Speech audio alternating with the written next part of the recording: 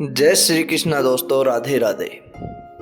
दोस्तों, हमारे जीवन में कई बार ऐसा समय आ जाता है जिस पर हम विचलित होकर न जाने कैसे कदम उठा लेते हैं। हमारे जीवन में ऐसी समस्या उत्पन्न हो जाती है जिससे हम घबरा जाते हैं। ऐसे हालात बन जाते हैं जिनका सामना हम नहीं कर पाते।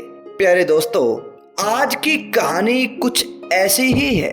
अगर आपने इस कहानी को पूरा सुन लिया तो आपके जीवन में कैसे भी हालात हो जाएं, कितनी भी कठिन से कठिन मुश्किलें आ जाएं, कितनी भी आपको समस्याओं का सामना करना पड़ जाए, लेकिन कभी भी आप कोई गलत कदम नहीं उठा सकोगे। कभी भी आप घबरा कर नहीं भाग सकोगे। इस कहानी को आज आपने पूरा सुनना है। यह कहानी आज आपके जीवन में काम आने वाली है, आपके बच्चों के जीवन में काम आने वाली है।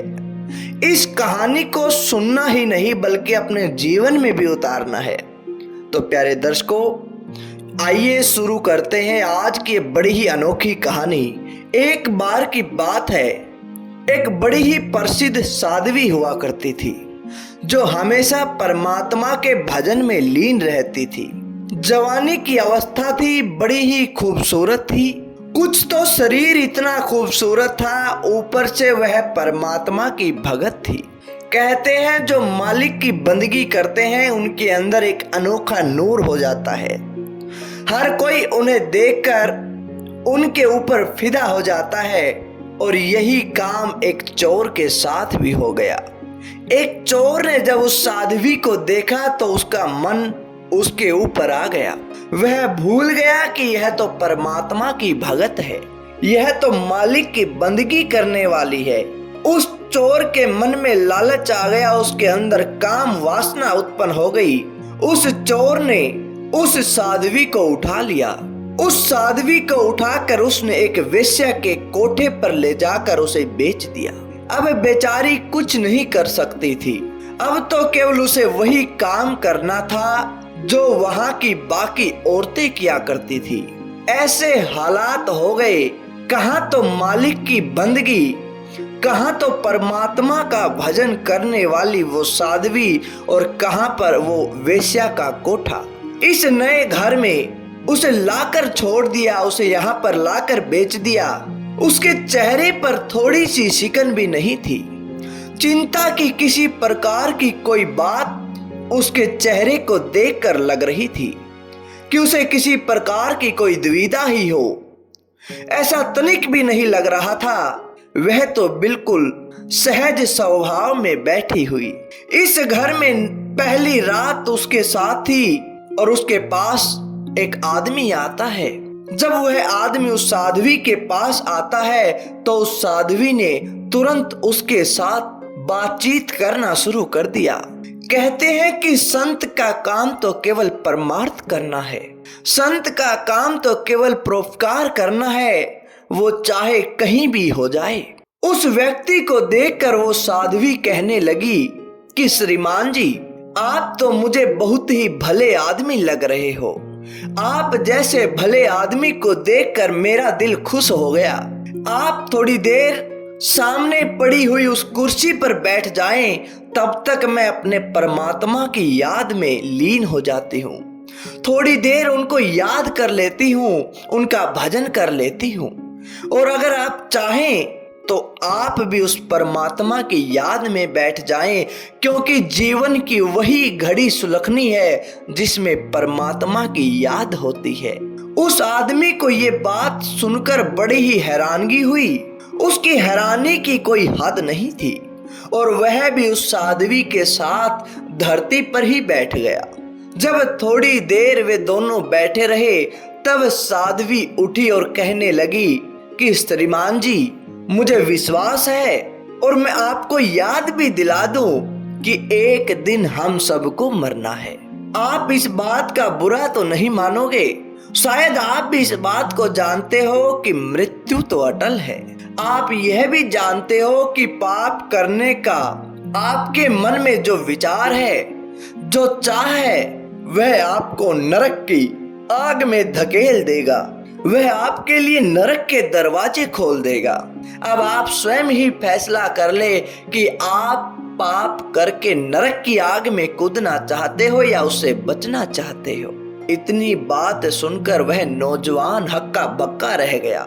संत के वचन अटल होते हैं, वो काम करते ही करते हैं। उस नौजवान व्यक्ति ने बड़े ही संभल कर कहा कि ए पवित्र औरत, आज तुमने मेरी आंखें खोल दी।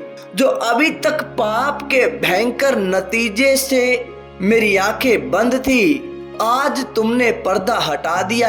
मैं वचन देता हूँ कि फिर कभी भी ऐसे कर्मों की तरफ कदम नहीं बढ़ाऊंगा। इतनी बात कहकर वह उस साध्वी के चरणों में गिर जाता है, उसको दंडवत प्रणाम करता है और कहने लगता है कि आपने तो मेरे जीवन को सुधार दिया, आपने मेरी जिंदगी को बना दिया। प्यारे दोस्तों, इस प्रकार हर रोज एक नया आदमी उस औरत के पास जाता है और पहले दिन की तरह ही हर एक दिन जो भी नौजवान आता था, उसकी जिंदगी उस पहले व्यक्ति की तरह बदलती चली जाती है। हर नौजवान की जिंदगी पलटती गई।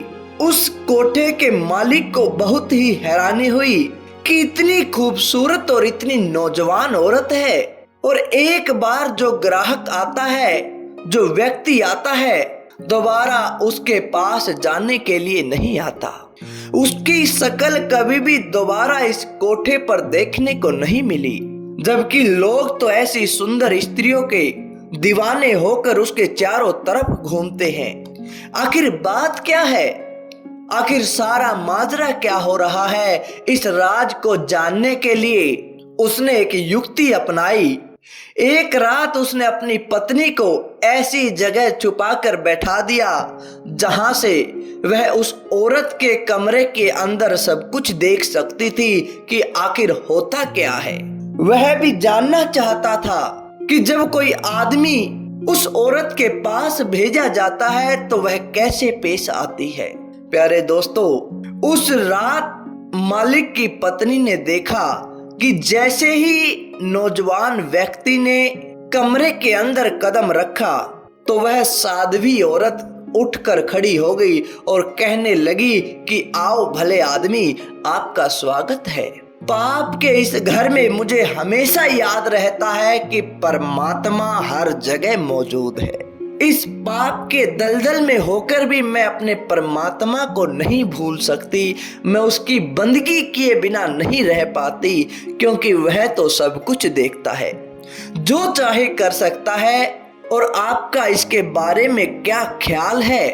इतनी बात उसने उस नौजवान आदमी को कही। इतनी बात सुनते ही जो व्यक्ति उस औरत के पास आया था, उस साध्वी के पास आया था, वो हैरान हो जाता है। उसे कुछ भी समझ में नहीं आता कि वो क्या करे और क्या नहीं। आखिर कुछ समय हिचकिचाते हुए कहने लगता है कि हाँ, मैंने भी पंडित जी और मौलवी जी से कुछ ऐसा ही सुना है। फिर वो साध्वी कहती है कि यह सत्य है। यहाँ पाप के घिरे इस घर में मैं कभी नहीं भूलती कि परमात्मा सारे पाप देखता है, पूरा न्याय भी करता है। वह हर इंसान को उसके पापों के सजा जरूर देता है। जो लोग यहाँ आकर पाप करते हैं उनकी सजा भी पाते हैं।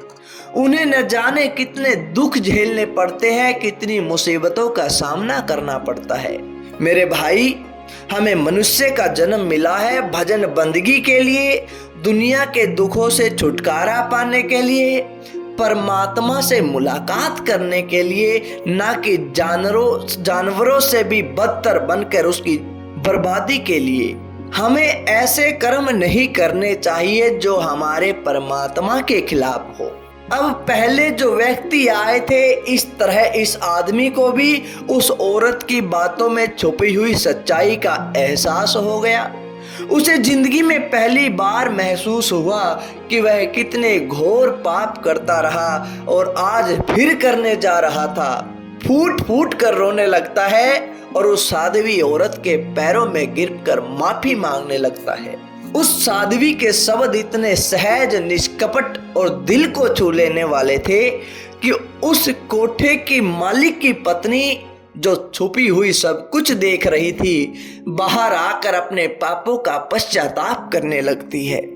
फिर वो भी कहने लगती है कि ये पवित्र लड़की, तुम तो वास्तव में साधु हो, हमसे कितना बड़ा पाप हो गया, हमने तुम पर कितना भारी पाप लादने की चाहा, हमने चाहा कि तुम भी ऐसे गलत कर्म करो। कहने लगे कि देवी, इस वक्त इस पाप की दलदल से बाहर निकल जाओ। इस घटना ने उसकी जिंदगी में भी एक नया मोड़ दे दिया और उसने भी पाप की कमाई को हमेशा के लिए छोड़ दिया। प्यारे दोस्तों, ईश्वर के सच्चे भक्त जहां कहीं भी हो, जिस भी हालात में हो, कैसी भी परिस्थिति हो, वे हमेशा मनुष्य जन्म के असली उद्देश्य की ओर इशारा करते हैं। भूले भटके जीवों को नेकी की राह पर चलने की प्रेरणा देते हैं। यह औरत कोई और नहीं, आपको बता दिया जाए, महान साधु राबिया बसरी थी। संत अवतार लेते हैं जीवों के कल्याण के लिए, हमें चेताने के लिए, हमें जगाने के लिए। तो आप भी इस बात का विशेष ध्यान रखें। आपके जीवन में कैसा भी हालात हो, कैसी भी परिस्थितियां हो, कैसा भी समय हो, हमेशा अपने मालिक को याद रखें, उस परमात्मा की बंदगी करते रहें। जितनी भी समस्याएं हैं, जितने भी दुख हैं, हमेशा के लिए टल जाते हैं। हमने दुखों से घबराकर नहीं भागना है, हमने समस्याओं के साथ डटकर मुकाबला करना है, ना कि उनसे पीठ दिखाकर भागना है। तो प्यारे दर्शकों, कैसी लगी आपको आज की ये कहानी? अच्छी लगी तो लाइक करें, शेयर करें और कमेंट करके हमें जरूर बताएं।